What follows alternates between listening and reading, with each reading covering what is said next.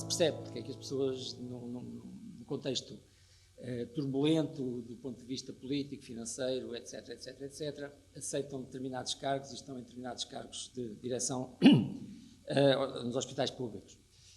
E eu não tenho dúvida, porque já me têm feito pensar nisso, julgo que há uma parte aceitar e persistir nesses lugares, não é tanto uma questão de resiliência, diria eu, embora tenhamos falado disso,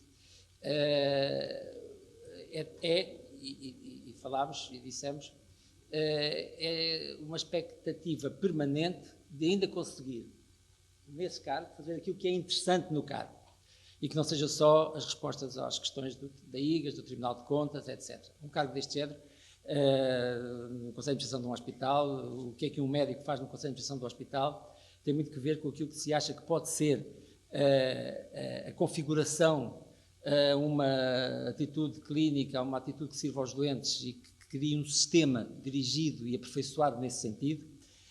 E por isso estas reflexões sobre aspectos teórico-práticos da medicina e da clínica e do funcionamento das instituições de saúde, nomeadamente nesta forma agregada, coerente, que tem que ser a do Serviço Nacional de Saúde, fazem parte daquelas coisas que são interessantes por estar na direção de um hospital, e por isso é com gosto que estou a aproveitar a iniciativa da Associação Portuguesa de Medicina Hospitalares para uma leve, superficial reflexão sobre os aspectos clínicos induzidos pela chamada medicina personalizada. A história começou, sobretudo, ainda não se falava em medicina personalizada, nos anos 2001, 2002, quando clinicamente se percebeu que o imatinib, uma molécula inventada, criada, desenvolvida de propósito para alvejar, para bloquear a sinase que resultava de uma translocação cromossómica nas leucémias mieloides crónicas,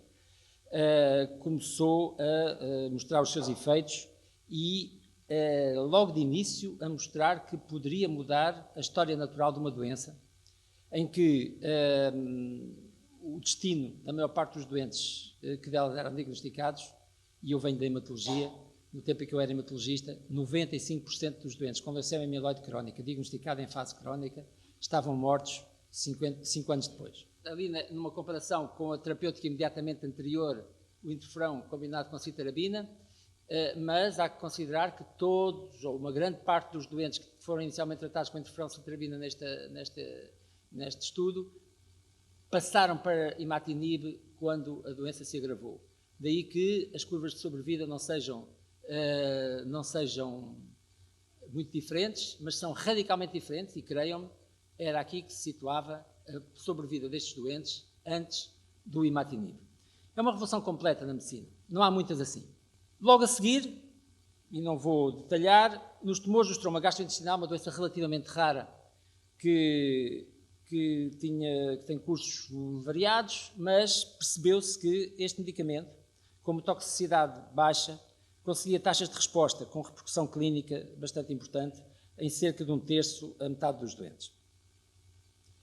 Estes acontecimentos com o imatinib, de uma forma que não tínhamos com nenhum dos outros medicamentos, as leucémias agudas curam-se mercê de poliquimioterapias, de manutenções, de intensificações, e curam-se de uma percentagem elevada de casos, já nessa altura se curavam, curam-se desde os anos 60, mas um medicamento, uma substância que de um momento para o outro muda completamente a história natural da doença é, de facto, estou a repetir, um acontecimento raro na medicina.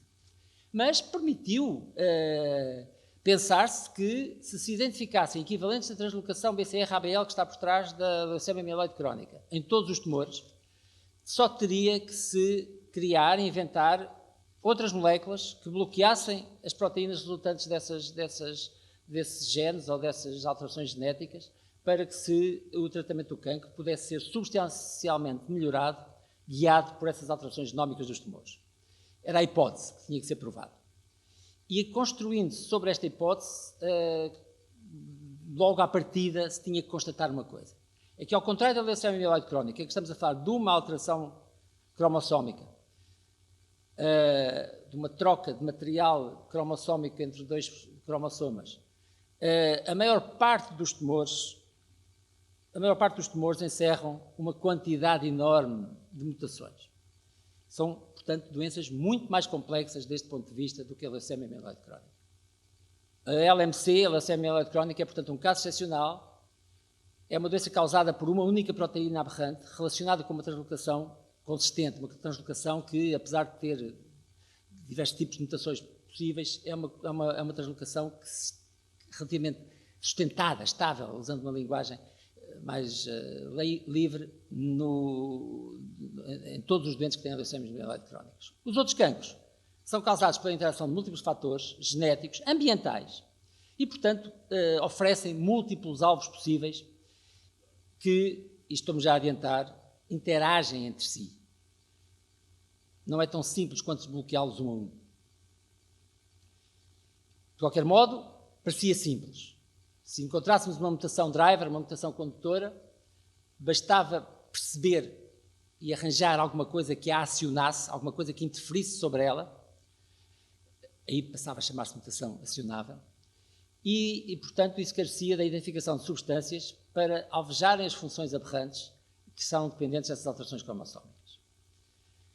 A medicina personalizada foi o termo que surgiu nessa altura. A ideia era esta: se eu descobrisse em cada pessoa e no seu tumor qual é a alteração que ela encerra, à imagem da leucemia mieloide crónica e do imatinib, eu iria, por uma sucessão que se deveria ser rápida, era uma questão de tempo, encontrar-se uma substância que a bloqueasse e que alterasse os efeitos nefastos dessa doença.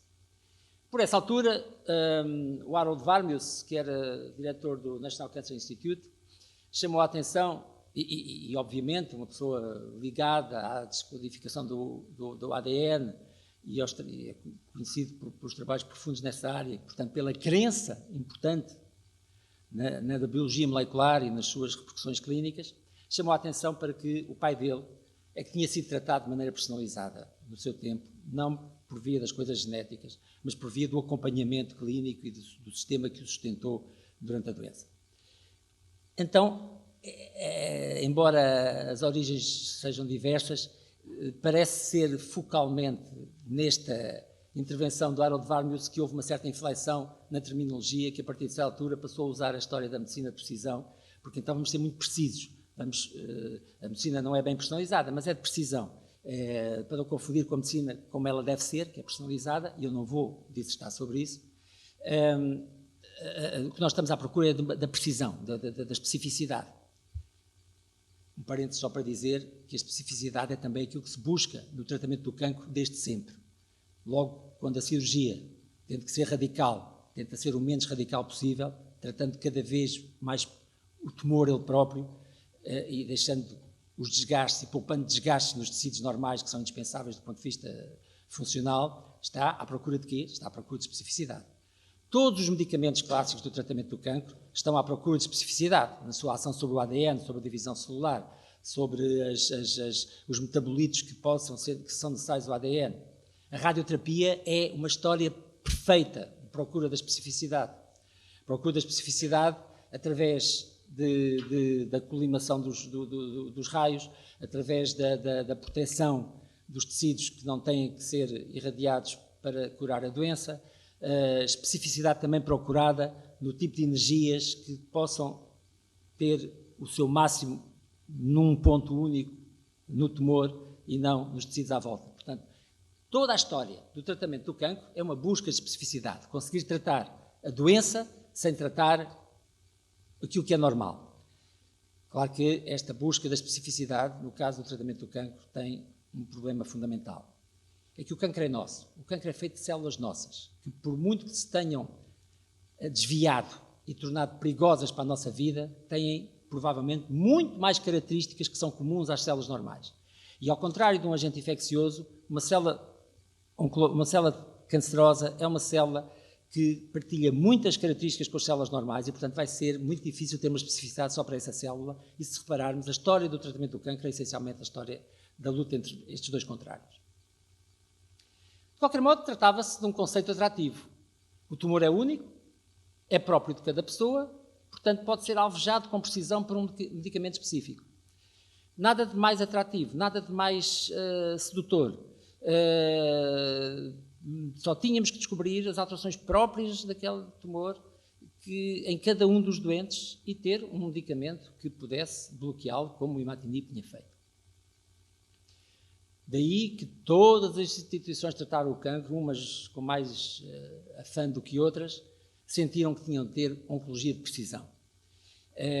Sem ter um departamento de Precision Oncology, Precision Oncology, Personalized Oncology, já não se tinha direito de cidade. E ainda temos disso em muitas instituições. Com programas altamente financiados em torno desta investigação. A expectativa era de que a sequenciação germinal, de que se viesse a fazer uma sequenciação germinal e dos tumores em cada doente, para identificar o perfil mutacional próprio, que guiará então uma terapêutica altamente eficaz e com pouca toxicidade. Mais uma vez, a procura da especificidade, mas desta vez alicerçada no conhecimento dos genes, no conhecimento e sobretudo, na rapidez com que os métodos de análise dos genes e das suas alterações se foi instalando, e se foi instalando mercê de tecnologias desenvolvidas com grande profundidade e, sobretudo, que permitiram baixar incomensuravelmente os preços da descodificação, da sequenciação das macromoléculas. Este é um ensaio francês que procurou testar, é um dos variadíssimos ensaios que procuraram testar duas abordagens terapêuticas decorrentes disto que tenho estado a dizer. Que é, metade dos doentes são tratados como é costume e a outra metade é tratada com medicamentos dirigidos às alterações moleculares que se lhes detectaram nos tumores. Dito isto, este ensaio dividia os doentes em diversas coortes, conforme a alteração que tinha sido detectada e, portanto, determinando os medicamentos específicos para essas alterações de que se dispunha, mas eu mostro-vos apenas o slide com os resultados globais, que obviamente não são diferentes. Tratar os doentes de uma maneira e de outra deu diferenças muito pequenas, que nem estatisticamente foram significativas. A duração mediana da sobrevida neste ensaio, de sobrevida sem progressão, foi para o braço experimental de 2,3 meses, com um intervalo de confiança de 95% de 1,7 a 3,8 e no controlo 2 meses, sobrepondo-se parcialmente. Interrupções ou atrasos, que geralmente são um índice da toxicidade ou da tolerância, pelo menos, aos tratamentos, no braço experimental foi de 30% e no controlo foi inferior. E as toxicidades mais intensas foram também um pouco superiores no tratamento experimental, ou na forma experimental de fazer o tratamento. Dito isto, apenas se consegue tirar uma conclusão. Esta abordagem não dá resultados substancialmente melhores e não tem maior segurança. O New England Journal publicou em 2015 uma outra abordagem em que se foi tentar perceber o que é que foram-se tratar doentes que partilhavam uma determinada alteração molecular, no caso uma mutação no gene BRAF, e coisa que nos melanomas demonstrou uma atividade com determinados medicamentos fabricados de propósito para essa alteração proteica vinda de uma alteração molecular. No melanoma encontraram-se atividade importante e uma eficácia clínica, enfim, não de muito longa duração, mas com um efeito clínico importante que mudou a vida, apesar de tudo, de muitos doentes com melanoma. Mas quando se vai olhar o que se passa em tumores de outras origens, partilhando a mesma mutação, ou o mesmo conjunto de mutações no BRAF, o que vemos são ações diversas. No caso dos tumores, o target tumor, não sei se conseguem ver daí, mas o gráfico de cima respeita a tumores do pulmão, não de pequenas células, o gráfico do meio a tumores coloretais e o gráfico de baixo a todos os outros tumores, que sendo mais raros foram juntos na análise. Todos têm mutações do BRAF, mas estas colunas representam a variação do volume dos tumores com a ação, quando os doentes são tratados com inibidores do BRAF, E o que se vê é que no carcinoma do pulmão há uma diminuição substancial da dimensão tumoral em alguns doentes, numa boa quantidade de doentes. No cólon já é completamente diferente, aproxima-se da metade dos doentes que progridem e os doentes que respondem, e nos outros conjuntos de tumores as respostas são muito variegadas. Ou seja, aquele efeito positivo que se tinha detectado no melanoma, quando estamos a falar de tumores com o mesmo tipo de mutação, mas com outra origem histológica, as respostas não são igualmente favoráveis. O que logo nos faz pensar que a alteração genética não é tudo. A alteração genética está condicionada ou por outra. Há outros fatores que jogam aqui um papel, sejam eles quais forem, ambientais, microambiente tissular, muitas alternativas têm estado sob investigação. Isto é um gráfico que demonstra sensivelmente o mesmo em relação ao mesmo estudo. Portanto, há uma importância do contexto, e mesmo um medicamento com alta afinidade para o seu alvo, e os inibidores de BRAF que se têm uma elevada afinidade para as alterações de BRAF, e mesmo que usado num contexto de conhecida suscetibilidade molecular, pode não funcionar clinicamente da mesma forma em todos os tipos de tumores. Ou seja, a suscetibilidade molecular não corresponde sempre a uma suscetibilidade celular, a uma suscetibilidade da doença. Quais são as causas possíveis para os resultados desanimadores? Porque além do ensaio Shiva, há uma quantidade de outros grandes ensaios. Recentemente foi publicado o NCI Match, que é uma grande investigação do National Cancer Institute na mesma linha, e os resultados continuam sempre a ser resultados modestos do ponto de vista da eficácia. Nada do que aquela visão inicial que nos foi comunicada pelo imatinib e pelas ações do imatinib nos fez esperar na grande quantidade de tumores e na grande variedade de tumores que existem.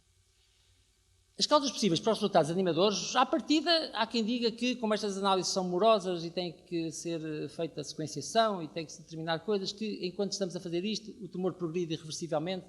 Estamos a fazer experiências, sobretudo em doenças avançadas, doentes que já estão metastizados. É uma hipótese. Por outro lado, às vezes identificam-se mutações que se criem condutoras, mas para as quais não há um agente terapêutico que as acione. Por outro lado, o que é verdade é que existe má resposta tumoral, apesar de haver um matching entre o inibidor e a alteração molecular. E essa má resposta, para ela também se podem colocar diversas hipóteses. Por exemplo, essa via não é completamente inibida por aquele inibidor. A resposta molecular à ação do inibidor pode ser plástica, isto é, o receptor, a molécula que se pretende atingir, modifica-se o suficiente para que o receptor deixe de ter a mesma capacidade de ligação, por exemplo. Pode haver outras mutações condutoras que não sejam inibidas por aquele inibidor e continuem a fazer o seu trabalho de malignização. Já se percebeu que depende do tipo de tumor, isto é, depende do local de origem do tumor. A proteína a inibir pode ser regulada por múltiplos fatores pouco conhecidos, para além do comando genético.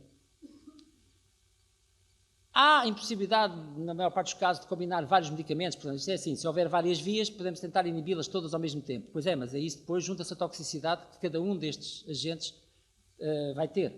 Isto é conhecido, do tratamento do cancro desde sempre. A heterogeneidade intratumoral. Este é um problema que nós conhecemos e que temos vindo a perceber que é das coisas mais interessantes do ponto de vista da biologia, e que, nomeadamente a biologia tumoral, e que a informação que nos é dada por uma biópsia feita numa localização não é forçosamente a informação que se teria obtido fazendo a biópsia noutra parte do mesmo tumor, numa metástase à distância do tumor que inicialmente deu origem à doença. Já para não falar que ao longo do tempo o que se vai passar dentro de um tumor não é sempre igual. Nem sequer é preciso muita imaginação para perceber a verdade disto. Podemos ir buscar argumentos darwinianos para perceber o que é a luta pela superioridade dentro de um ambiente microbiológico, de um ambiente biológico. Mas o certo é que nós muitas vezes estamos a bloquear determinada via e com isso bloqueamos a proliferação de determinado grupo de células dentro do tumor, mas outras células que são suscetíveis de estimulação por outra via de sinalização vão continuar a proliferar, vão até encontrar melhores condições de proliferação, darwinianamente falando, quando a primeira desaparece, e vão causar doença mais à frente, vão agravar a doença, vão ser uma causa de recaída ou de resistência. A alteração do gene pode ser apenas uma alteração não condutora, como nós julgamos que era, e apenas uma alteração que está lá, que é passageira, que vai dentro do carro. Precisam-se, portanto, de novas direções para os ensaios, e não a repetição de ensaios do mesmo género. Se é verdade que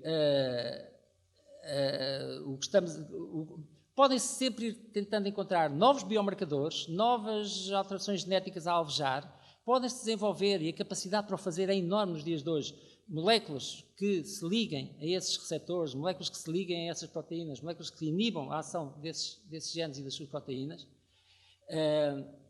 mas continuar a fazê-lo, na linha de muitos ensaios que já decorreram até agora, vai provavelmente não dar mais do que ganhos marginais.